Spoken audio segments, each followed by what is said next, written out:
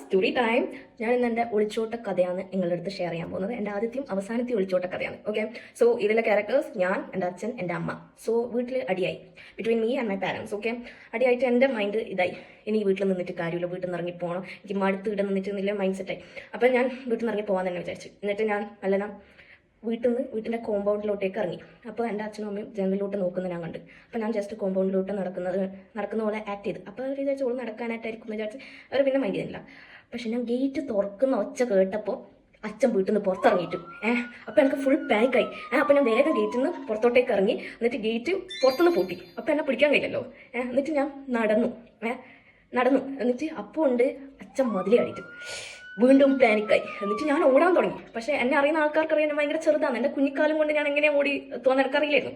എന്നിട്ട് ഞാൻ ഓടി, എൻ്റെ മാക്സിമം സ്പീഡ് എടുത്ത് ഓടി. പക്ഷേ അച്ഛൻ എന്നെ പിടിച്ച് തിരിച്ച് വീട്ടിൻ്റെ ഉള്ളിൽ കയറ്റി. എന്നിട്ട് അമ്മ കരച്ചിലായി. അമ്മ കരച്ചിട്ടില്ല. എന്നിട്ട് എന്നെ ഇങ്ങനെ കെട്ടിപ്പിടിച്ചു. നീ എന്തിനാ ഇങ്ങനെയെല്ലാം ചെയ്തിരുന്നെല്ലാം പറഞ്ഞ് കുറേ ഇതാക്കി, നമ്മൾ തമാശയാക്കിയതല്ലേ, നിന്നെ ചൂടാക്കാൻ വേണ്ടിയിട്ട് എന്നെല്ലാം പറഞ്ഞ് എൻ്റെ അടുത്ത് സോറി പറഞ്ഞു.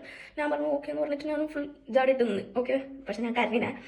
ഇനി ഇതിൽ ഏറ്റവും വലിയ ട്വിസ്റ്റ് എന്താണെന്നറിയോ? എനിക്ക് ഈ ഒളിച്ചോട്ടത്തിൽ ഒരു 3 വയസ്സുണ്ടായിട്ട്, ഞാൻ ഒളിച്ചോടുന്ന സമയം എനിക്ക് 3 വയസ്സുണ്ടായിട്ട്, 3 വയസ്സിലാണ് ഞാൻ ആദ്യമായിട്ട് ഒളിച്ചോടിയത്. അപ്പോൾ ഇങ്ങനെ ആരെങ്കിലും ഒളിച്ചോടിയിട്ടുണ്ടെങ്കിൽ അവർക്ക് ഈ റീൽ അയച്ചു കൊടുക്കുക. Okay, that's it, by.